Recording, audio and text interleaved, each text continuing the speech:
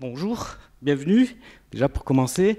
Et donc, voilà, cette rencontre avec Joao Pedro Rodrigues, qu'on vous propose donc, dans le cadre en partenariat avec Cinespania, pardon, donc le festival, avec le soutien de l'Institut français, puisque c'est aussi dans le cadre de la saison croisée France-Portugal. Et d'abord, on est très heureux de pouvoir vous présenter cette rétrospective. Et on est très heureux aussi d'avoir, même si il n'est pas là en chair et en os, mais d'avoir quand même Joao Pedro Rodrigues avec nous. Merci beaucoup, Joao Pedro, de prendre de prendre ce temps outre-Atlantique, mais de prendre ce temps voilà, pour pouvoir échanger avec nous. Et donc, et avec Raphaël Lefebvre, qui est monteur, donc notamment de deux films de Joao Pedro, la dernière fois que j'ai vu Macao et l'ornithologue, mais qui est aussi monteur de El Agua, qui est en compétition là dans le festival, mais également des films de Yann Gonzalez, voilà pour situer à peu près. Et Joao Pedro Rodrigues, pour ceux qui ne connaîtraient pas son cinéma, son dernier film c'était Feu Follet. Je ne sais pas si vous l'avez pas vu. On va le repasser quand même là dans le cadre du festival. Je vous invite à le voir. Voilà, c'est une fantaisie musicale. C'est une vraie friandise de liberté, voilà, c'est un vrai plaisir, c'est extrêmement jouissif et je vous invite à découvrir tout le cinéma de Joao Pedro Rodrigues qu'on vous présente dans le cadre du festival parce que c'est un des du cinéma portugais, c'est un des cinéastes les plus importants aujourd'hui, les plus représentatifs, mais j'ai envie de dire, voilà, ça dépasse même le cadre du Portugal. Voilà, c'est un des cinéastes les plus excitants dans sa manière de mener le récit. Voilà, au-delà des sujets, une écriture cinématographique qui est plus que singulière, que je trouve vraiment exceptionnelle. Du coup, Joao Pedro, je voulais vous proposer, comme on a la chance d'avoir aussi Raphaël, en fait, de travailler, de discuter de votre cinéma, j'ai envie de dire presque, enfin, concrètement, c'est-à-dire dans le concret, à partir des deux films sur lesquels Raphaël a travaillé avec vous, donc l'ornithologue et la dernière fois que j'ai vu Macao, pour l'aborder vraiment par le faire, par le montage. Même si forcément on va parler, j'imagine aussi de ce qui se passe avant d'arriver à l'étape du montage, mais voilà, d'aborder votre cinéma sur la fabrication d'un film, comment vous travaillez, comment vous construisez, comment vous pouvez construire un film, et à partir de ces deux films en particulier qui sont deux films assez différents justement dans leurs étapes de construction. L'un étant un film de fantôme sans acteurs, et donc ça c'est pour Macao, et l'ornithologue qui est un film avec quasiment un seul acteur et qui est davantage, on va dire, un film de réincarnation. Voilà, pour les opposer entre le côté fantomatique, spectral et le côté vraiment voilà, réincarnation. Et bien sûr, je vous invite dans la salle si vous avez des questions ou si vous avez des précisions à intervenir aussi, vous me demandez, je vous passerai bien sûr la parole. Alors, je ne sais pas ce que vous en pensez, mais le premier film sur lequel vous avez travaillé ensemble, c'était la dernière fois que j'ai vu Macao, mais j'aurais plutôt envie de commencer peut-être par aborder ces questions-là avec l'ornithologue, parce que la dernière fois que j'ai vu Macao est un film justement dans sa construction dans ses étapes de construction qui est différent du travail que vous menez habituellement, Joao Pedro. Je ne sais pas ce que vous en pensez. Bonjour, bonsoir. Comme je suis un peu décalé, là c'est déjà le soir. Ouais. Oui, c'est le soir ici. Euh, bon, merci. D'abord, merci beaucoup de cette invitation.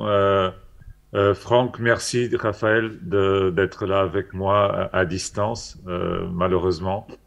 Merci à vous qui sont là. Je sais pas, je vous vois pas, donc je sais pas s'il il y a du Il y a monde. du monde, oui, il faudrait que je retourne là. C'est un peu compliqué. Je vais essayer de tourner, mais j'ai peur de tout débrancher. Et moi et la Ok, technique, c'est non, pas c'est très. pas grave, c'est Bon, pas voilà. grave. Ok. Je suis très mauvais aussi avec la technique. Je suis au Harvard Film Archive et c'est Hayden Guest qui a tout installé et là j'essaye pas, j'ose pas de toucher rien, mais bon. D'accord. Euh, c'est vrai que ce sont deux films très différents. On a commencé par un film que je pourrais appeler un peu soviétique, dans le sens, c'est un film de montage.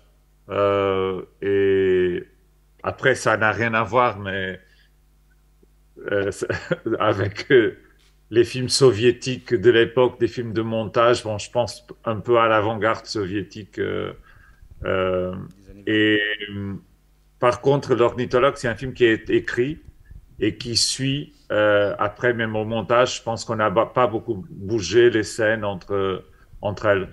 Et c'est ce qui se passe normalement avec tous mes films. Ils sont très écrits et les dernières versions de tournage, les dernières versions avant tournage du scénario ressemblent beaucoup à la forme finale du film. Bon, après, il y a toujours... là, dans le dernier film que j'ai fait, c'est un cas extrême, le Feu follet, que vous allez aussi présenter, où j'ai utilisé tous les plans que j'avais filmés. Et ça, c'est très nouveau pour moi, même si je jette, parce que comment dire, j'essaye de savoir exactement qu'est-ce que je veux pour le film, pour aussi pas filmer des choses qui après je vais jeter à la poubelle, parce que c'est tellement cher de faire des films et j'ai tellement besoin du temps pour tourner que j'essaie d'être le plus précis possible au niveau de l'écriture pour après aller vers ce qui m'intéresse et ce qui intéresse au film et ce qui intéresse au récit. Et donc, pas gaspiller, je dirais. Et là, j'ai toujours travaillé comme ça, en étant très conscient des limites budgétaires des films, parce qu'il y a toujours des limites budgétaires, il y a des contraintes budgétaires. Et bon, il n'y a pas que des contraintes budgétaires, mais il y a plein de contraintes dans la fabrication d'un film. Mais celles budgétaires sont assez importantes. Et ce que j'ai toujours demandé, c'est avoir du temps pour filmer. Donc avoir des tournages longs, avoir de la pellicule quand je filmais en pellicule. Maintenant, malheureusement, je filme presque toujours en numérique. Et c'était le cas des deux films où on a travaillé avec Raphaël. Parce qu'il faut dire aussi que la dernière fois que j'ai vu Macao était co-réalisé avec Jean-Louis Gardemat, qui, à part d'être mon compagnon, il a aussi écrit la plupart co-écrit les scénarios de tous mes films, presque tous mes films. Même s'il n'est pas crédité, il a toujours un peu donné des idées. Et il a surtout été le directeur artistique de mes films. Et aussi, on a commencé à co-réaliser les films qu'on appelle nos films asiatiques.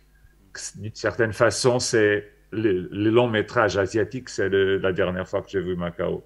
Et donc, c'est parce qu'il y a une histoire avec Macao, il était enfant à Macao, il a vécu enfant à Macao, donc c'était une idée aussi de retourner à ce territoire lointain et qui n'est plus portugais parce que c'était une colonie portugaise. Et on a décidé d'y retourner un peu en cherchant euh, un peu ses souvenirs. Ça a partir de ça. Mais après, c'est devenu une chose très différente.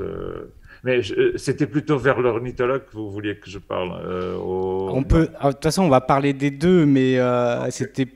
Oui, je pensais commencer par l'ornithologue parce qu'il est plus proche de, enfin, ce que vous avez déjà dit, mais peut-être qu'on peut approfondir de votre méthode de travail, c'est-à-dire de pas tourner tous azimuts. Donc ça veut dire que le film, il se prépare après le scénario. C'est le découpage. Le découpage est vraiment très, du coup très important.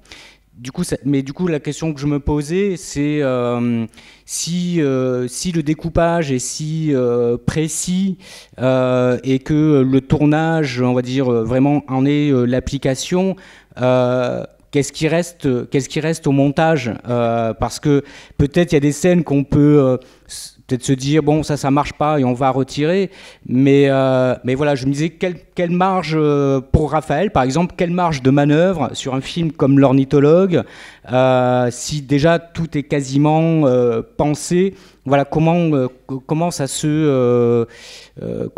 passe c'est-à-dire est-ce qu'il peut y avoir de mauvaises surprises ou par exemple est-ce que vous délaissez le montage à un moment donné, c'est-à-dire pour un premier jet? Est-ce que le montage commence déjà pendant le tournage? Voilà, du coup, comment vous procédez? Ou est-ce que vous êtes dans la salle de montage tout de suite avec Raphaël pour lui dire ça oui, ça non, tu me coupes ça tu me le réduis? Par exemple, voilà, comment, je veux dire, sur un projet, sur un film, sur un film comme vous avez l'habitude de travailler. Donc sur L'Ornithologue, par exemple, il y a des plans qui sont partis à la poubelle. Est-ce qu'il y a des choses qui ont changé un petit peu par rapport au découpage initial?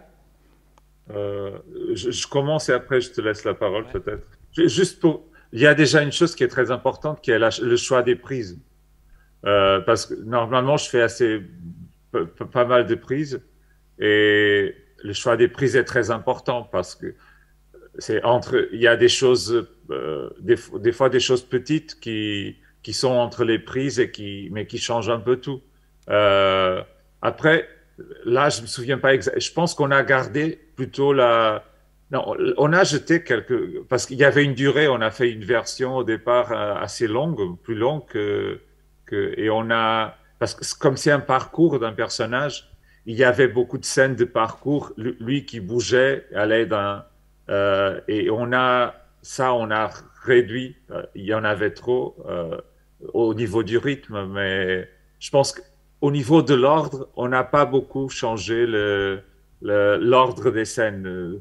On n'a pas, il n'y avait pas une scène qui était à la fin dans le scénario, qui après est passée au début. Ça, on n'a pas fait. Aussi parce que, juste pour faire une précision, ce que je cherche, donc pour moi, écrire un film, c'est comme le faire une première fois. Mais après le tournage, il y a une tension dans le tournage, c'est le fait d'être tous ensemble, le fait qu'il faut faire un nombre de plans chaque jour. On a normalement avec mon assistant réalisateur, on se fait un peu des idées, on filme parce que comme le découpage elle est écrite. Je fais pas de dessin, je fais pas de comment dire de storyboard. Storyboard, je sais pas dessiner, mais j'essaye sur le scénario, comment dire, je divise par plan et j'écris le plus proche possible ce qu'on voit ce qu'on voit et ce qu'on entend dans chaque plan. Donc il y a une tension au moment du tournage qui fait que les choses deviennent aussi un peu différentes de cette tension, parce que c'est là le moment où tout se décide. Et normalement, même si des fois, ça m'est arrivé à refaire des plans, parce que ça n'a pas marché dans la première fois, mais c'est souvent difficile parce qu'il y a plein d'argent, parce que c'est compliqué. Et aussi la deuxième fois, des fois pour les acteurs, c'est aussi, ils ont le sentiment un peu qu'ils ont déjà fait ça. Les répétitions, c'est un peu compliqué de mon expérience. Mais peut-être que je laisse la parole à Raphaël parce que aussi il se souvient plus des choses de son côté. Moi, je suis assez présent dans le montage, mais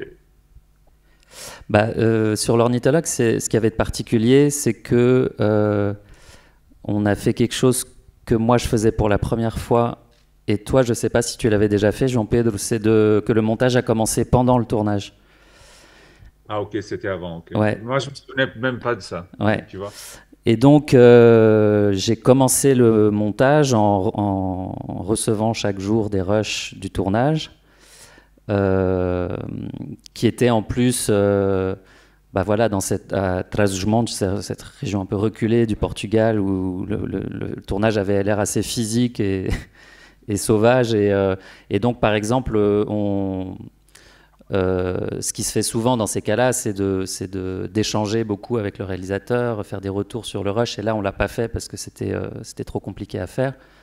Et donc, moi, je montais vraiment à ma façon. C'est-à-dire que du coup, même sur le choix, sur les prises, non, alors j'avais les rapports de script. script. Sur les rapports de script, en général, il y a des prises cerclées qui indiquent soit les préférences du réalisateur. Ouais. Et donc, je commençais effectivement systématiquement par celle-là. Je ne saurais plus dire aujourd'hui si j'ai fait des choix différents parce que je jugeais que d'autres prises étaient plus intéressantes. Mais voilà, en fait, ce qu'on fait dans ces cas-là, c'est que on imagine le film qu'imagine le réalisateur, on fait un premier montage avec ce qu'il y a. Et surtout, on avance séquence par séquence dans le désordre du scénario, puisque dans l'ordre du tournage. Ouais. Et au bout de quelques temps, le tournage s'est terminé. Et par contre, moi, j'étais loin d'avoir terminé même le premier bout à bout. Je devais être à la moitié ou aux trois quarts. Et là, Jean Pedro est arrivé au montage et on a commencé à travailler ensemble. Et alors, ce qui est amusant, c'est que, tu demandais tout à l'heure, est-ce qu'il y a une marge dans la mesure où le film est très découpé? À la fois oui et non, c'est-à-dire que dans l'ordre des plans, en général, j'avais pas de doute majeur. Par contre, c'est sur les questions de durée, parce que Jean Pedro avait tourné des plans où il y avait beaucoup de marge d'entrée de chant des acteurs au début d'une action et de sortie de chant. Et moi, dans un premier temps, avec peut-être une idée un peu préconçue du cinéma portugais qui est conçu comme lent, comme ça, j'avais tout monté. J'avais tout monté dans l'intégralité. Chaque prise dans l'intégralité. Chaque prise dans son intégralité, en essayant de laisser le plus possible, voilà, les plans durer, donner leur temps, leur temporalité, et puis du coup les acteurs sortir. Et je me rappelle que j'ai montré ça à Jean Pedro, et la première chose qu'il a dit, mais c'est beaucoup trop lent, il faut que ça aille beaucoup plus vite.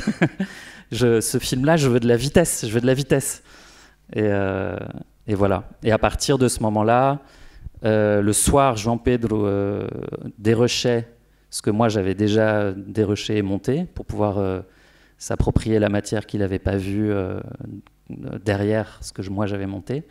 Et en journée, on continuait sur les séquences pas encore montées. Et voilà, et puis jusqu'à la fin, Jean Pedro était là tout le temps dans la salle et on travaillait vraiment en dialogue, en entente. Et effectivement, l'enjeu majeur, c'était le rythme. C'était vraiment le rythme. C'était ne pas s'ennuyer, même si c'est un film qui un peu contemplatif, on dirait, qui prend son temps et qui est fait sans arrêt de trajets. Il fallait effectivement qu'il n'y ait pas trop de trajets pour noyer la narration et le parcours du personnage. João Pedro, ça c'est quelque chose, justement, la question du rythme. Il me semble, c'est même pas, il me semble, je suis sûr d'avoir lu que vous disiez que le montage, c'était mettre en tension. Donc voilà, si vous pouviez nous préciser ce que vous entendez par là. Et deux, par rapport à l'ornithologue, pour rejoindre justement ce que disait Raphaël, c'était aussi que c'est un film que vous avez tourné en scope. Alors qu'habituellement, vous utilisez plutôt un format carré. Il me semble que ça peut être du 1,37 même, enfin voilà, c'est vraiment... bon, ok, pas très loin, parce qu'un 37, ça nous renvoie très loin, mais du coup, justement, que ce format-là jouait aussi, pas simplement sur l'espace et la composition de l'espace, mais ça jouait aussi, ça avait des conséquences aussi sur la question de la durée du plan et donc du coup du rythme. Voilà, si vous pouvez nous dire quelque chose. Déjà, pour parler de la question du rythme, mon idée c'était de faire un western. En western, ça va vite. Et c'est un film d'aventure, donc on peut pas se... Il y avait vraiment un récit. Après, il y a des problèmes. Comme c'est un western où il y a un personnage solitaire, il interagit pas beaucoup avec. Bon, après, il rencontre plusieurs personnages et oiseaux et éléments dans son parcours. Mais il n'y avait pas beaucoup il y avait pas beaucoup de scènes de dialogue. Même quand il rencontre finalement un garçon, il est muet. Donc, il est surmuet, donc il peut pas parler. Ils doivent communiquer autrement. Euh, mais cette idée du western, bon, l'idée de faire tourner un film en scope, et c'est du scope anamorphique, ça veut dire que c'est avec des lentilles anamorphiques. Ce qui est très différent parce que le rapport entre le corps des acteurs, surtout là, le corps de l'acteur et l'espace est très différent de faire du faux scope, parce que souvent maintenant on fait du faux scope. Ce qu'on fait, c'est on coupe l'image en haut et en bas, et le rapport entre l'espace et les corps et l'espace est complètement différent. C'était même un peu, au départ, un peu compliqué de comprendre, parce qu'il y a un côté gigantesque dans la façon dont les lentilles scope anamorphique. Anamorphique veut dire c'est un système qui après doit se désamorphiser. Je ne comprends pas beaucoup de la technique, mais peut-être Raphaël, il est très fort. Il s'est expliqué plus et il faut le désamorphiser. Je ne sais pas comment si on dit ça pour avoir l'image, l'image qui soit bonne, parce que sinon c'est une image étrange. Et moi, j'ai fait surtout tourner. Mon premier film, c'est en 66. Mon deuxième film, c'est en 85. C'était Mourir comme un homme. Là, je parle des longs métrages. C'est en 33, je pense que c'est le seul long métrage que j'ai fait avec ce format plus carré. Et après, Macao, c'est le 16 neuvième. 16 neuvième. Bon, c'était le format vidéo, c'était tourné en vidéo avec des mini-DV, les cassettes mini-DV. C'était le plus pratique de faire une chose qui soit plus standard. Je veux dire, parce c'était un film qui s'est fait, après on va revenir, mais qui s'est fait avec une très petite équipe. C'était moi, Jean Rouille, quelqu'un qui prenait le son et une assistante. Nous étions 4 personnes sur le tournage. Donc, après, après c'est l'ornithologue, c'est Scope. Et après, maintenant, ces derniers films, oui, il y a comme j'ai fait 2 films, il y a celui-là, Faufollet, c'est un 85, et l'autre, c'est en 66, le documentaire sur Paul Roche, qui était à Locarno. Donc, moi, j'aime.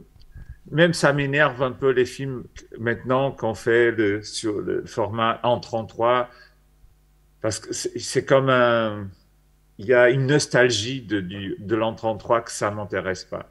Là, quand j'ai fait Mourir comme un homme en an 33, c'était vraiment parce que je faisais un film sur le spectacle et je voulais faire quelque chose pas spectaculaire d'une certaine façon, plus austère. Et donc, j'ai enlevé les bords au spectacle. On voit que le centre du spectacle.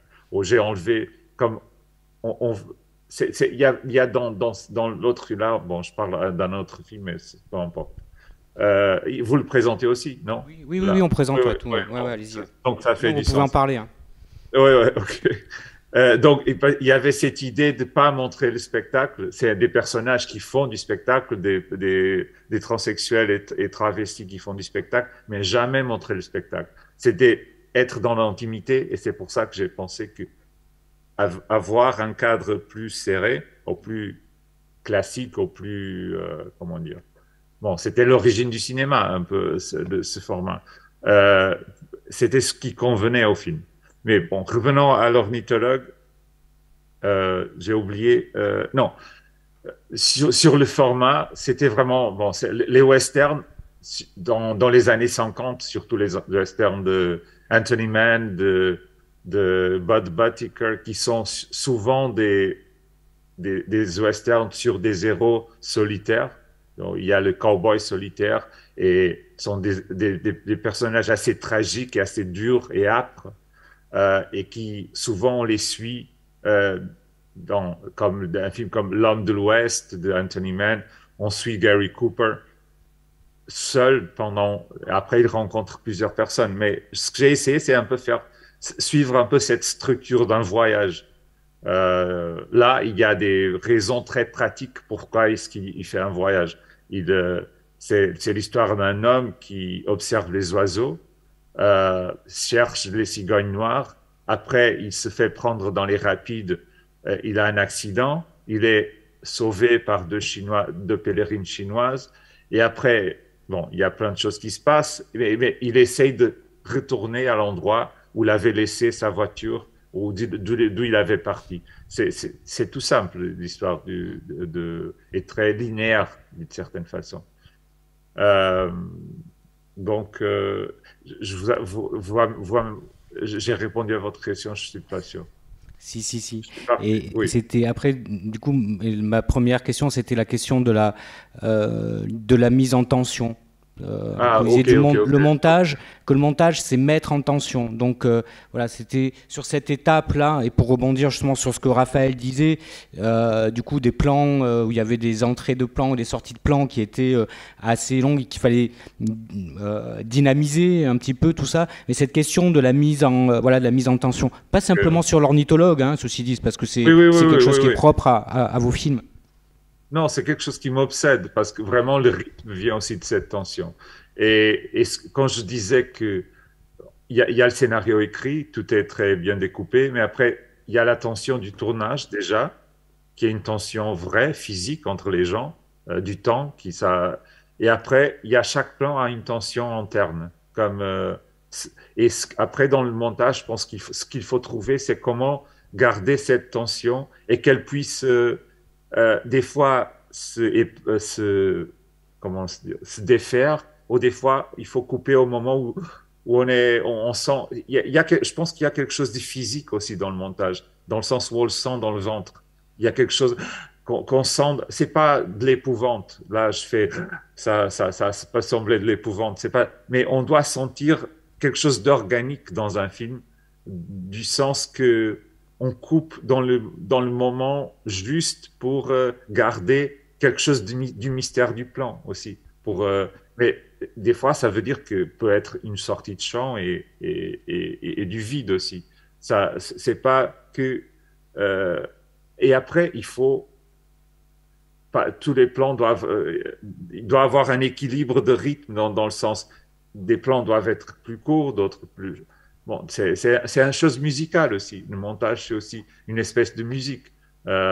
Et donc, il faut trouver cette musique qui a des tensions plus fortes, il y a des moments plus forts, il y a des lentos, il y a qui est aussi je pense qu'il vient aussi du récit qui a été écrit. Parce que les histoires aussi avancent par des moments plus lents, des moments plus intenses. Après, il y a de la violence, après, il y a de la contemplation, après, il y a du suspense, après, il y a du mystère, après, je sais pas. Et tout ça, je pense que c'est par une tension physique de la coupe aussi, du moment de la coupe, je crois. Peut-être que tu parles. Raphaël, ouais, sur le côté organique justement du montage. Euh, oui, bah ça, moi, enfin, alors il y a deux choses différentes. Il y a mon rapport au montage et il y a le film, mais c'est sûr que ça m'a toujours intéressé. Moi, ce qui m'a très tôt passionné dans le montage, c'était justement l'endroit de la coupe. Qu'est-ce qui fait comment on fait tenir ensemble deux plans? Est-ce que c'est pour des raisons plastiques? Est-ce que c'est pour des raisons rythmiques, etc. Et c'est vrai qu'à mes débuts en tant que monteur, c'était un peu au détriment de la compréhension du rythme général du film, parce que je me focalisais trop sur le détail. Donc avec le temps, j'ai essayé de marier les deux, mais j'ai toujours été quand même intéressé par... mais ça rejoint, je pense, ce que dit Jean Pedro, quoi, le point de tension avec la recherche oui, de la justesse pour faire donner au plan ce qu'il a à donner sans l'épuiser et sans non plus le quitter trop tôt. Voilà. Et sur l'ornithologue, voilà, une fois qu'on avait dépassé cette étape où j'avais tout monté in extenso et où c'était beaucoup trop long et lent, je sais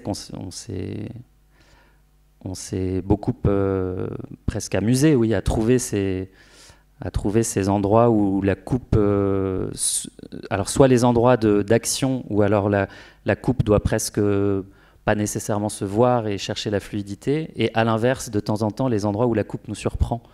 Ça, c'est un truc que je me souviens peut-être à partir de l'ornithologue, où j'ai beaucoup travaillé sur cette question de la surprise de la coupe.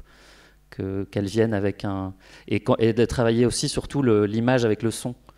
La manière dont un son peut nous faire quitter un plan ou entrer dans un plan et nous saisir. Est-ce que peut-être on passe à la dernière fois que j'ai vu Macao? Mais sur l'ornithologue, je veux quand même parler d'un dernier truc qui est intéressant, parce que c'est quand même quelque chose qui s'est beaucoup joué au montage. C'est que Jean Pedro avait tourné toutes les images de oiseaux l'année précédente du tournage du film. Et quasiment tout seul. Enfin, je ne sais pas si tu étais tout seul ou avec quelqu'un. Non, je n'étais pas tout seul, mais ouais. C'était une petite équipe, parce que c'était tourné quand même avec une Alexa. Ouais. Et je ne sais pas faire le... Oui, je sais voilà. pas... Donc l'année précédente, il avait tourné les oiseaux qu'il voulait voir dans le film. Et il avait fait une petite sélection des moments qu'il préférait. Et presque un petit montage qui lui a servi sur le tournage à tourner les contre-champs sur l'acteur Paul Ami en train d'observer. Et du coup, au montage, il y avait cet enjeu très amusant de faire coïncider des choses qui avaient été tournées absolument pas au même moment, et de se dire, bon, est-ce qu'on y croit, quoi? Est-ce que à ce moment-là, il regarde dans ce sens-là? Oui, ça fonctionne. Donc moi, je m'amusais énormément avec les mouvements de jumelles de Paul Ami, de trouver le meilleur endroit pour caser le plan d'oiseau avec un mouvement de jumelles qui corresponde. Ça, il y avait ça qui était très important. Il y avait vraiment toute cette question sur le regard. Et la question du regard nous emmène aussi sur la question du regard des oiseaux, puisqu'il y a des plans que Jean Pedro a tournés au drone, qui est a priori une technique un peu hétérogène à son cinéma, mais qui se justifiait justement par cette question du regard, de l'homme qui regarde l'animal et l'animal qui regarde l'homme. Et là, c'était pareil, parce que les drones, en plus, il y a des questions techniques de réussir exactement des mouvements qui fonctionnent. Et donc là aussi, on s'est beaucoup amusé à quand est-ce que le passage d'un aigle ou d'un oiseau dans le plan tourné avec Paul Ami peut coïncider avec le passage du drone. Voilà. Au montage, en tout cas, et c'est à ces endroits-là où les choses n'étaient pas complètement prévues d'avance, et où il y a eu un peu de jeu, de marge de manœuvre, toute cette question sur le regard, quoi. Là, je peux peut-être ajouter, et c'est étrange parce que je suis ici. Là, je suis dans le bureau de Hayden Guest au Harvard Film Archive, et j'ai passé précisément cette année entre les deux tournages. Je l'ai passé ici à Harvard. J'avais une bourse du Radcliffe Institute, et ce que j'ai passé toute cette année, c'était à regarder ces images que j'avais tournées de la nature, des oiseaux, à les choisir, parce qu'il y avait quand même beaucoup de matériel, à les choisir et à réécrire le scénario en pensant à ces images. Parce que quand on filme des oiseaux sauvages, on ne sait pas exactement quels oiseaux on va filmer et comment est-ce qu'on va les filmer. Et parce qu'on les filmait d'un bateau, et ça tremble beaucoup. On n'avait pas des stabilisateurs, c'était pas très sophistiqué. Et donc, il y avait plein de problèmes de stabilité aussi et étrange. Et c'est bizarre de faire maintenant cette interview ici, cette conversation ici, et de retourner ici, au lieu où j'ai précisément fait ça. Et donc, à ce moment-là, pendant cette année scolaire, c'était une année scolaire, j'ai repensé le film en pensant aux images, en pensant à comment correspondre aussi ces champs contre champs entre les images que j'avais tourné et comment je pensais aller tourner pour l'ami avec les vrais acteurs. Donc, euh,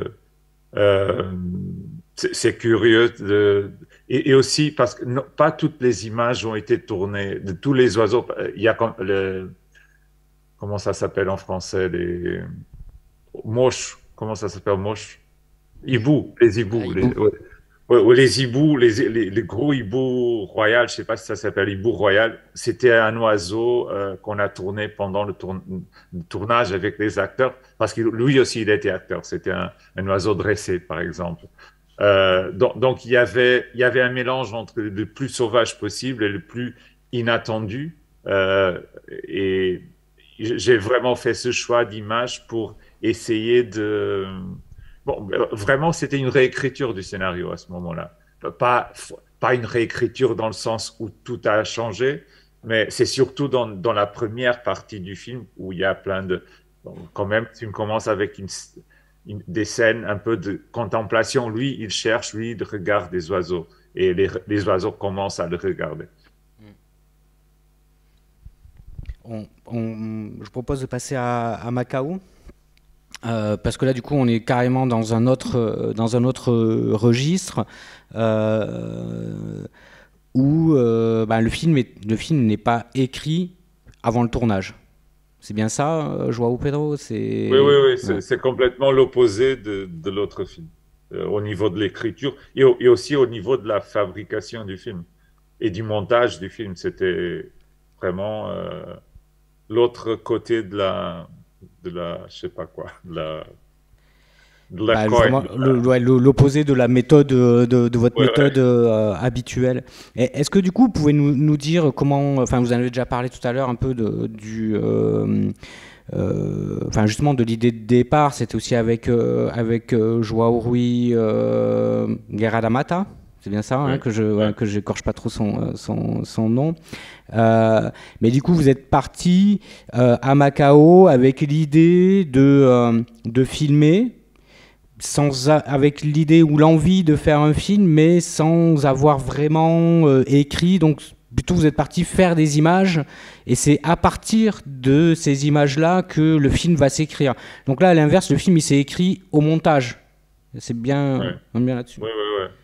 Oui, c'est quand même on est parti avec une idée, une structure parce que quand même pour trouver c'était un film fait pas beaucoup d'argent avec un budget de documentaire, donc c'était pas avec beaucoup d'argent, mais quand même il y avait pour avoir de l'argent il faut écrire quelque chose, donc il y avait c'est la vie de cinéaste, c'est malheureusement pas un peu ça, écrire, déposer des projets, essayer de trouver de l'argent et ça prend énormément de temps, être rejeté plein de fois pour finalement, bon, heureusement trouver, mais c'est pas facile du tout.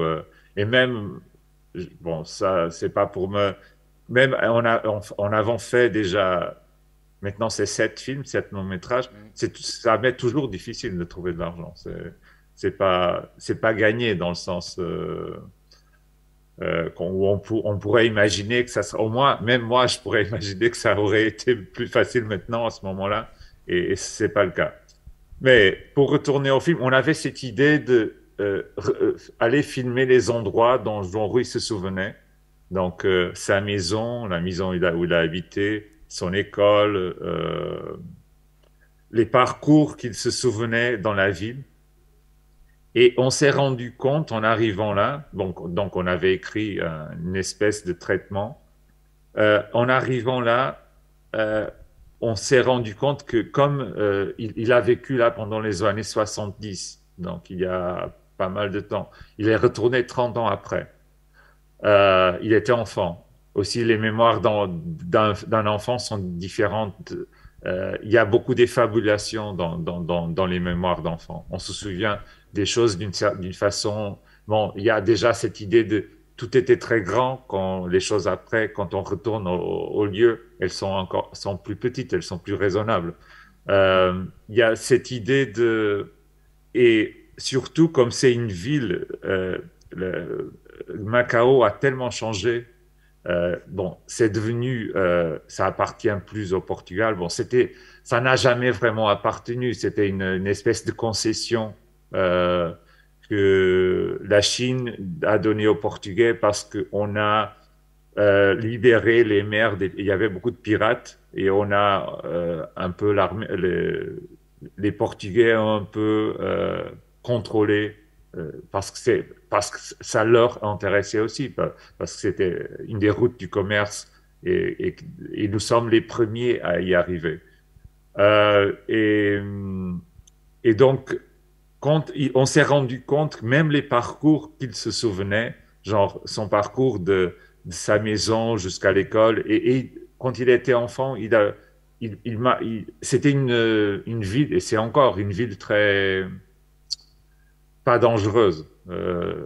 Donc, ses parents lui laissaient un peu bouger un peu partout, seul, même quand il avait entre 7 ans et 11 ans, un truc comme ça. Mais les parcours qu'il faisait souvent étaient bloqués physiquement par d'autres bâtiments qui ont été construits. C'est une ville qui a tellement changé. C'était vraiment une paisible ville coloniale avec peu de personnes et très peu de Portugais. C'était surtout toujours une population chinoise, ce qui est le cas encore.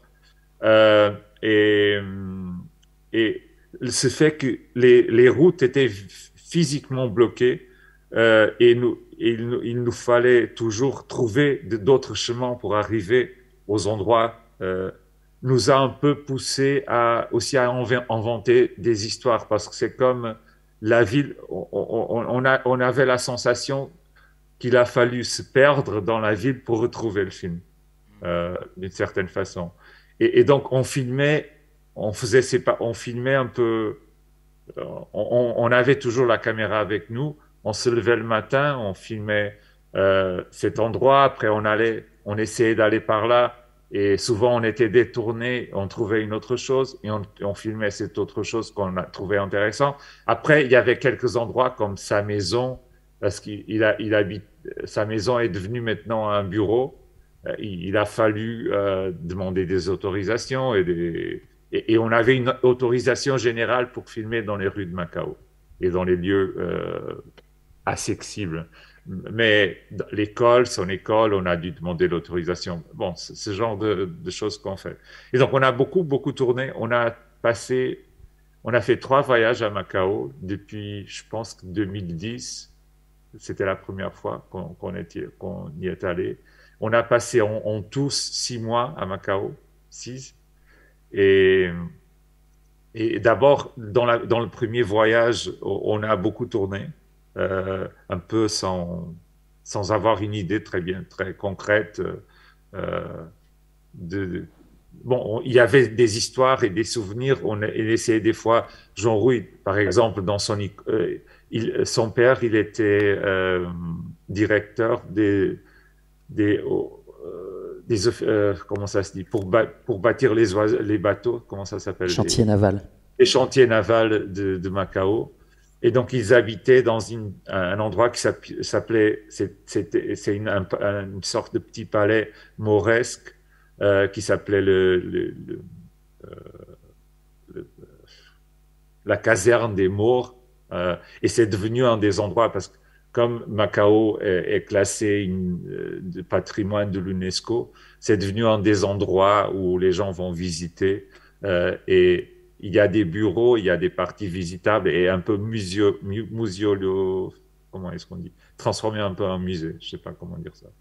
Euh, et donc, mais il se souvenait qu'en bas, il y avait une prison, il y avait les prisonniers, et il y avait un petit muret où il marchait. Bon, il était enfant, et il allait voir les prisonniers qui étaient en bas par une fenêtre avec des barres. Bon, il y avait on a essayé de filmer, c'est pas avec lui, mais un peu comme filmer, c'est comme faisant une espèce de découpage sans acteur. Et après, on a commencé à imaginer des histoires. On est retourné à Lisbonne la première fois. Et c'est quand tu as commencé à travailler, peut-être, non? Je crois. Je me souviens plus. C'est quand j'ai fait mon stage avec vous. Ok. Ok. et vous faisiez un premier dérushage de ce que vous aviez tourné. Et après, dans l'année qui a suivi, vous y êtes retourné et nous, on a monté le film un an après. Ouais.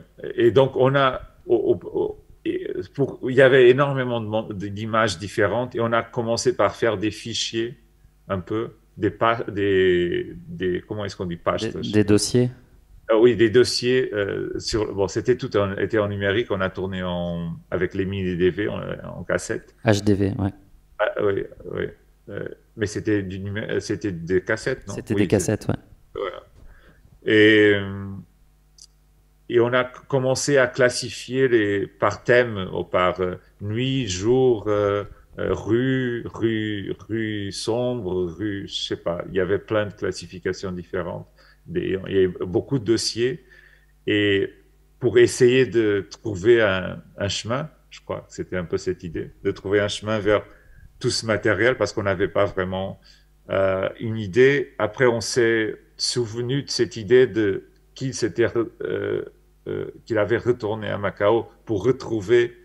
C'était un peu le thriller, le film noir, un peu l'idée de film noir, pour retrouver une amie qui était en danger. Et cette amie, c'était Cindy Scratch, qui était l'actrice qui a joué dans Mourir comme un homme, dans mon film précédent, qui est une transsexuelle. Et donc, elle serait partie à Macao et aurait trouvé un peu les bas-fonds de Macao, parce qu'il y a énormément d'histoires de mafia. Bon, déjà, c'est la capitale du jeu, on dit du jeu, non? Oui. Dans cette partie du monde. Donc, il y a plein d'histoires de crimes, de corruption, tout ça. Et on s'est un peu inspiré par des livres qu'on a lus sur un peu qui sont plutôt policiers. C'est pas des fictions vraiment, mais c'est surtout des livres qui racontent des choses qui se sont passées à Macao. Et après, on a commencé à inventer une histoire. Et on a tourné même des choses au Portugal avec Cindy Scratch. Donc la première scène du film a été tournée au Portugal, dans un cirque, parce qu'il y avait des vrais tigres. Et c'était l'année du tigre quand nous sommes. Je pense que maintenant c'est aussi l'année du tigre. Je crois. Je pense que non, parce que j'étais l'autre jour dans un musée à New York et il y avait une exposition qui mettait en évidence le tigre, donc et à cause du zodiaque chinois. Donc je pense que c'était aussi c'est par hasard juste ça. Et Et donc, qu'est-ce que je voulais dire? Ah, et on a tourné même des scènes avec elle à Lisbonne. Donc, le film a été tourné surtout à Macao, mais aussi en Chine, parce qu'après, on a fait des voyages à Guangzhou, qui était l'ancien canton. On est allé à Shanghai, on est allé où est-ce qu'on est allé? À Xi'an, voir Hong Kong. les tombeaux avec les guerriers de terracotte. Bon. Et on a tourné plein de choses un peu par là, pas beaucoup de choses, mais on a essayé. Donc c'est un film sur Macao, mais qui est fait de plein d'endroits différents aussi. Et même de Lisbonne, on a tourné qu'avec. Parce qu'après, quand on a commencé à tourner à monter avec Raphaël, et le film a commencé à prendre une direction, et c'était très lent, c'était difficile à trouver. Après, on a eu l'idée de la voix off. On a aussi, il y a la lettre de Cindy Scratch qui était un peu inspirée par, comment dire, par un film de Ophuls qui s'appelle La lettre d'une inconnue. Ça commence avec exactement les mêmes mots. C'est une chose comme ça. Quand tu liras cette lettre, je serai morte. Ou je serais peut-être morte, il y a un truc comme ça. Et donc, après, je pense que c'était dans dans la troisième fois qu'on était qu'on est retourné à Macao, on a vraiment filmé des choses précises qui manquaient pour la fiction qu'on a un peu construit autour de ces images documentaires. Du coup, oui, Raphaël, enfin voilà, comment tu t'es retrouvé un peu sur sur le projet et à travailler avec autant de matière, puisque João Pedro nous disait tout à l'heure, en général, il tourne plutôt à l'économie, donc ce qui tourne, c'est en gros ce qui va servir au film. Et là, il y avait une masse d'images, de plans, et donc voilà, de dégrossir et construire tout ça. Ouais. Comment... Alors du coup, il y avait une première contrainte qui était que quand on s'est mis à monter, il fallait absolument rendre 2 mois après à l'ICA, qui est le CNC portugais, un montage, parce que pour justifier l'argent qui avait été donné. Et donc c'était très peu, parce que comme il y avait 140 heures de rush, on a dérushé pendant 1 mois entier. Bon, sachant que on connaissait déjà la matière, puisque comme j'avais dit, l'année d'avant, j'avais fait un stage sur le dérochage des premières parties du tournage. Ce moment où Jean Pedro disait qu'il classifiait très précisément dans tout un tas de dossiers, par thématique, par lieu, Donc on connaissait un peu, mais il fallait quand même tout revoir pour savoir ce qu'on voulait faire avec tout ça. Et notre première approche, ça a été, pour être efficace rapidement et rendre quelque chose, on va d'abord faire une approche un peu documentaire, atmosphérique. On va faire par bloc les séquences qui nous semblaient avoir des intérêts en soi. Il y avait la séquence notamment qui est au début du film du flashball dans la fabrique de pétards, qui était une évidence de première chose à monter, par exemple. Et puis après, voilà, les lieux des souvenirs de Jean Rouy. Et donc on a fait d'abord une première version qui n'avait pas grand sens, mais qui nous permettait une première appropriation de la matière. Et on a rendu ça à l'ICA. Et ensuite, on s'est dit, bon, maintenant, avec un peu moins de pression, qu'est-ce qu'on a envie de raconter ?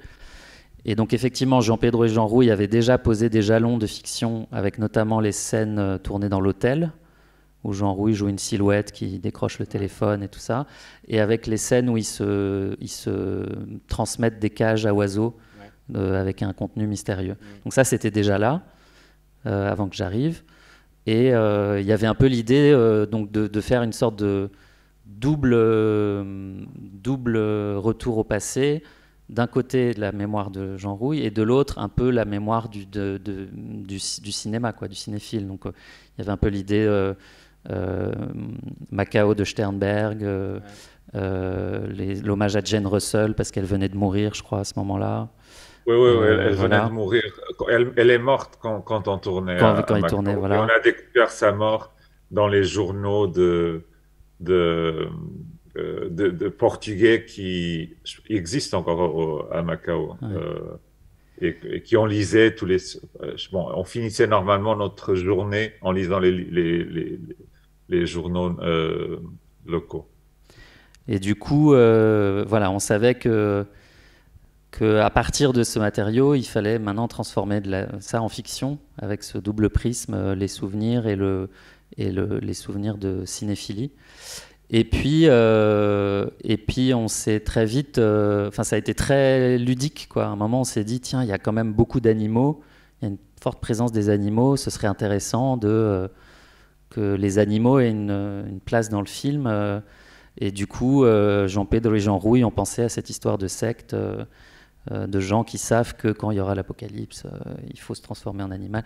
Et à partir de là, on a un peu, c'était comme inventer un album de Tintin, quoi. C'était vraiment inventer des aventures fictionnelles à partir de codes du film noir, du film. Oui, même de la BD. Comme de la BD, disais. Oui, voilà, c'est ça. Oui, tant c'était quand on est allé à Shanghai, sur l'album en Chine de Tintin, il y a une porte qui est l'entrée de Shanghai, l'ancienne entrée on avait filmé cette entrée. Je pense qu'après, ça n'a pas fini dans le film. Je pense on l'a pas mis parce qu'il n'y avait pas de sens. On avait essayé même de faire une connexion directe avec Tintin, mais ça marchait pas. Mais il y avait cette idée de, oui, et aussi, tu te souviens, il y a un plan qu'on avait tourné, c'était dans les chantiers, les anciens chantiers abandonnés à Macao, qui était cet endroit où tout est un peu ruiné avec des bars en bois. Et on filmait un chemin les chantiers sont du côté gauche du plan. Il y avait un homme qui venait, s'approchait de nous, et au moment exact où il sortait du champ à droite, il y a un chien qui est rentré dedans. Et donc, je pense que c'était là je pense que c'était moi, parce que j'ai eu l'idée de peut-être tout le monde va se changer en chien. Donc, il s'était changé en chien et retourné dans le champ. Et on a même joué avec le son après. On a trouvé un son un peu mystérieux. Et je pense qu'aussi, parce il faut se souvenir que c'était 1902, quoi. 12. 12. Oui, c'était l'année de la fin du monde, non? 2012. 2012. Oui. 2012, oui, c'était ça. Oui, c'était ça. Enfin, nous, on a monté en 2011, mais voilà, l'année d'après, c'était 2012 et tout le monde parlait de la fin 2012, du monde. Donc, il y avait tous ces films qui se faisaient un peu, des films catastrophiques sur la fin du monde. Et je crois, on a essayé, c'est de faire un film catastrophique très bricolé et très low-fi, je sais pas comment dire ça, une série B catastrophique avec des images documentaires d'une certaine façon. Et on s'est beaucoup amusé avec ça. Même si tu te souviens, moi j'étais souvent pas d'accord avec Joan Rui, c'était assez... Oui, vous étiez beaucoup engueulé, ouais. J'étais un peu le psy conjugal dans la salle de montage. Et du coup, à partir de ce moment-là, il y a d'abord eu une projection assez surréaliste pour le producteur, où nous, on savait exactement ce que le film racontait, mais on n'avait pas encore posé la voix off. Et du coup, on lui montre le film, mais tu lui parlais pendant la projection, je sais Oui, c'était ça. Et on lui racontait pendant la projection, alors là, il se passerait ça, il dirait ça, ça veut dire ça. Donc ça devait être complètement cryptique pour lui, parce que pour nous, tout faisait sens. Et parce qu'on s'était vraiment amusé aussi. Par exemple, voilà, une voiture noire passe, on se dit « Ah bah ça, c'est les mafieux ». Enfin, tout était... oui, c'est très ludique, quoi. Tout était matière à fiction et il fallait qu'on s'amuse avec ce que la matière nous offrait pour s'inventer des histoires. Mais du coup, la voix off, du coup, qui mène le récit, qui le rend vraiment intelligible pour le spectateur et je pense peut-être pour le producteur aussi. Elle est arrivée très tard. Ouais, c'est ça. Elle est arrivée tard. C'est arrivé vraiment quasiment le film déjà monté, toute la structure faite, où elle est quand même intervenue à un moment donné et ça a pu aussi guider peut-être les derniers montages ou une dernière version. Est-ce qu'il y a eu plusieurs versions aussi, vraiment différentes versions du film avant celle-ci? Puisque la matière est tellement importante que du coup ça pouvait prendre des directions différentes ou peut-être vous êtes parti sur une direction puis laissé tomber pour... Non, on n'est pas parti dans 10 000 directions. Et pour répondre à ta question, c'est un peu des deux, c'est-à-dire aux trois quarts, je dirais, la voix off est arrivée un peu incarné, confirmé, donné cher à ce qu'on avait déjà posé comme base. Mais forcément, après, on retravaille en fonction, un peu dans les deux sens. Il y a des allers-retours. Mais en tout cas, oui, Jean-Pierre. Non, mais je pense que on savait, même avant de l'enregistrer, on savait plus ou moins qu'est-ce que ça allait dire. Et il y avait toujours ce côté un peu... Comme Raphaël disait, il y a une voiture noire, un peu partir aussi de ces images un peu clichés, là, la voiture noire, c'est des mafieux, là, c'est un peu sombre. Après, pour moi, c'était très évident, comme tu dis. Je suis pas sûr si c'est assez, après, c'est évident aussi pour les gens qui voient le film. Je me rends pas compte des fois après. Si, je pense, oui, parce que c'est. Enfin là, je l'ai pas revu ces jours derniers, mais enfin voilà, moi je trouve que c'est vraiment un film remarquable qui à la fois il y a cet aspect documentaire documentaire, parce que c'est vraiment des prises de vue dans la rue, de gens, voilà, de gens qui passent. Et donc on a, pour moi, il y a trois niveaux, de lecture possibles. Donc le côté documentaire, la vie un peu dans la rue à Macao aujourd'hui.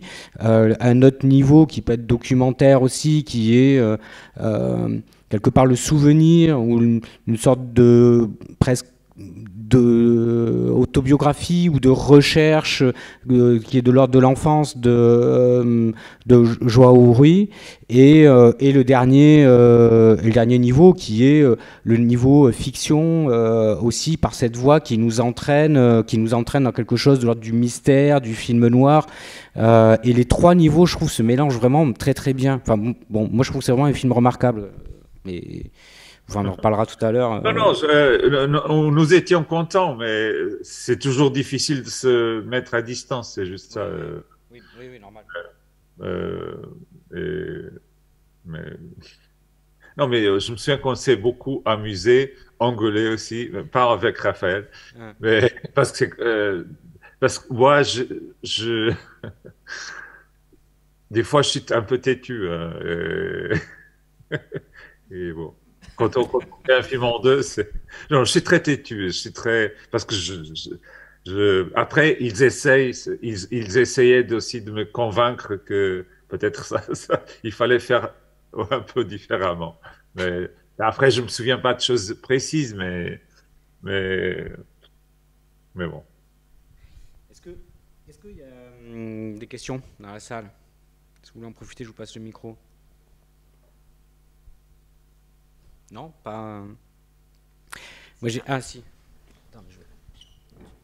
Tu peux lui passer le micro qui reste, s'il te plaît, voilà. Il y a une question, Joao, pardon. Oui, bon, tout d'abord, merci beaucoup pour toutes ces histoires et explications, c'est vraiment super intéressant. Moi, de manière générale, je me demandais comment on articulait le travail entre le monteur et le réalisateur. Quelle carte blanche avait le monteur pour un petit peu faire cette écriture au niveau du montage, parce que c'est une écriture qui est encore différente du scénario ou du moment où on fabrique le film en prenant les prises de vue. Est-ce qu'on s'adapte au réalisateur? Est-ce qu'on apporte un petit peu sa patte, un petit peu voir comment ça s'articule, tout ça? C'est plus pour, c'est plus pour moi. Pour Raphaël et visiblement et avec Jean-Pedro aussi, pour voir de son côté comment il avait donné carte blanche, ou alors s'il était vraiment très impliqué dans le montage. Est-ce qu'il y avait des directives? On a parlé tout à l'heure des petites notes. Après, comme on a dit, le travail était un peu différent sur les deux films. Et je dirais c'est ni quoi, c'est ni l'un ni l'autre, c'est ni carte blanche totale, ni je suis pas un pouce-bouton non plus, on me dit pas là tu fais ci, là tu fais ça. C'est une sorte de dialogue permanent en fait. Voilà, on cherche ensemble, on dialogue, on se dit ah bah tiens, qu'est-ce qui nous intéresse là-dedans, toi t'es d'accord, toi t'es pas d'accord. Voilà, c'est une sorte de dialogue permanent qui fait qu'on avance et qu'on trouve ensemble. Après, parler plus personnellement, moi, il y a j'ai eu un changement de rapport au montage ces dernières années dans ma vie, qui fait que je demande beaucoup plus souvent aux réalisateurs de me laisser seul chercher des choses. Et voilà. Mais à cette époque-là, je faisais pas comme ça et ça m'allait très bien, ce dialogue avec les réalisateurs. Bon, moi, je suis assez présent toujours dans le montage. Je suis là. Et je crois que je filme aussi d'une façon, la façon dont je filme, on peut pas le monter d'une façon très différente. Parce que moi, je filme un plan après l'autre. Normalement, c'est un plan après l'autre dans le sens, pour raconter l'histoire, il y a d'abord, moi, j'aime pas beaucoup retourner au même plan. Même des fois, il y a des chants contre chants, mais c'est pas quelque chose que j'aime beaucoup, les chants contre chants. Mais ce que j'essaie, c'est toujours trouver un angle différent dans l'évolution de chaque scène, qui fait que la caméra change de lieu, mais ça rapporte un autre sens dans le récit. Et donc, je pense que la façon de filmer, c'était un peu. J'étais très influencé par les gens, même si j'ai pas cette contrainte parce que moi j'ai le final cut de mon film, mais c'est aussi c'est pas par une raison de protection. C'est que je pense que quand je trouve le découpage du film et ça je le trouve à l'écriture surtout, mais aussi ça après ça change un peu avec les acteurs, les lieux vrais. C'est parce que j'essaie de trouver la seule façon que je trouve qui est la façon juste de raconter cette histoire. Et donc, il n'y a pas vraiment une autre façon pour moi. Et donc, un plan, je filme pas avec deux caméras, par exemple, c'est toujours une caméra. Donc, la façon, un film doit venir après un autre, après un autre, après un autre. Ça fait pas de sens de mettre le dernier plan de la scène au début. Ça fait pas beaucoup de sens. C'est presque une impossibilité. Je veux pas dire que ça peut-être on l'a fait des fois, mais la façon dont je filme, c'est une façon dont le montage et on peut pas monter autrement. C'est un peu comme les réalisateurs du cinéma classique qui avaient pas le final cut des films et qui, au Hitchcock par exemple, c'est quelqu'un que j'aime beaucoup. On pouvait pas monter les films autrement parce que sinon ça faisait pas de sens du point de vue du récit.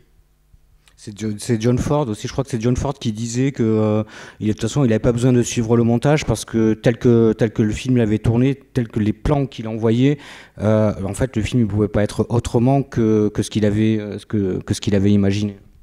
Oui, mais après il faut trouver un rythme même. Ça veut dire il y a toujours un plan, c'est pas ce qu'on voit dans le film. Il y en a avant, il y en a après. C'est pas, on ne tourne pas exactement. Et bon, et on dit ça, et je crois qu'il faisait ça, mais on dit ça, mais après, je pense qu'il y a beaucoup de subtilité aussi dans ça. Sûrement, il y a des choses qui ont été changées. Mais là, à ce moment-là, je pense qu'il y avait aussi cette idée de, euh, on veut pas qu'on change le film. Parce que là, à ce moment-là, cette question était très présente et les producteurs étaient beaucoup, par exemple, David O. Selznick, le producteur, il se mêlait beaucoup à la fabrication des films. Et les gens se protégeaient. Après, ils avaient un pouvoir aussi. Sûrement, Hitchcock avait un pouvoir, mais pas tous les gens avaient le même pouvoir que ces grandes stars hollywoodiennes. Euh, c'était différent. Après, il y a des choses qui se trouvent parfois au montage. Je me souviens que sur l'ornithologue, je ne sais pas si tu avais déjà eu l'idée des très longs fondus enchaînés. Ouais. Ça, c'est un truc qu'on a trouvé au montage. On s'est dit, tiens, si au lieu de faire un cut, là, on essayait de mêler les deux. Et si au lieu de faire un fondu enchaîné assez court, ce qui se fait d'habitude, on faisait un très long et qu'une image devienne l'autre de face. Bon, bah ça, c'est presque plus une surimpression. Oui, c'est devenu des sortes de surimpression. Et où là, bah, pareil, moi je m'amusais en me disant, tiens, faire en sorte de faire que je sais plus, je me rappelle de l'œil d'un éléphant ou d'un rhinocéros, d'essayer de le mettre dans un endroit du cadre très précis et voilà, de créer des choses plastiques. Mais ça, je vais pas dire c'est mon idée, je sais plus si c'est l'idée de Jean Pedro, mais c'est des choses qui viennent en dialoguant, en se disant tiens, si on essayait ça et ça marche. Puis il y avait aussi quand il fait un rêve, où là on s'est amusé à faire des surimpressions avec le poisson, je sais plus. Bon bah là ça demande un petit temps technique où je vais le faire tout seul et puis Jean Pedro va me dire bah tiens on affine un petit peu comme ci, un petit peu comme ça. Il y a aussi ce moment où il y a cette espèce de flashback ou des Chinoises avec les photos. Je pense que ça, c'était pas non plus prévu. Je pense que ça, c'était une idée que j'avais eue au moment du tournage et que moi, pour écrire le scénario, j'ai fait le chemin de Saint-Jacques seul, à pied, parce que je l'ai pas fait en entier parce qu'en entier, les chemins espagnols, c'est genre, je sais pas, 12 jours. Je pense que j'ai fait 4 ou 5 jours.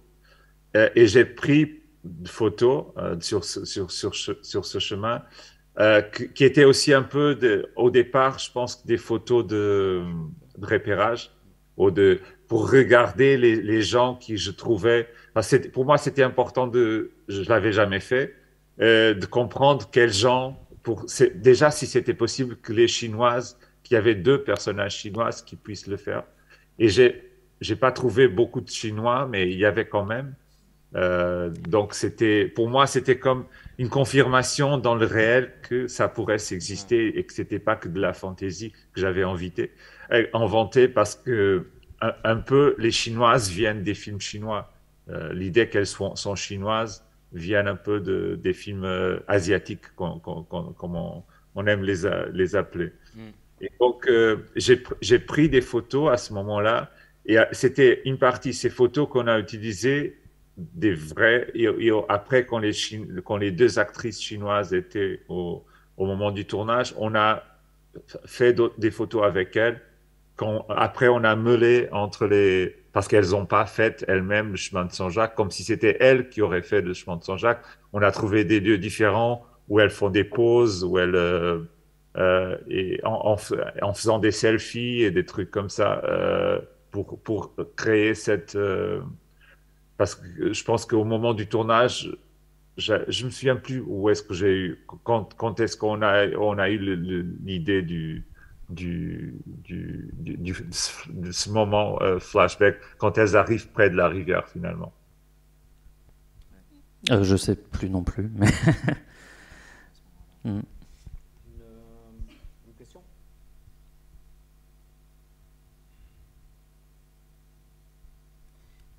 Moi, j'ai peut-être une dernière question, et puis peut-être qu'on va arrêter, parce que ça fait 1h30 là qu'on y est.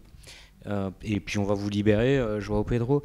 Non, c'est une question du coup pour vous, parce que c'est par rapport à Feu Follet. C'était en lisant les entretiens que vous aviez menés avec, j'ai oublié son nom maintenant, Antoine Barraud, voilà, exactement. Et il vous interrogeait sur le côté pictural dans vos cadres, etc. Et donc vous parlez de peinture à un moment donné, et vous dites, et vous lui répondiez que, en fait, que vous vouliez pas imiter ou pas refaire des tableaux, etc.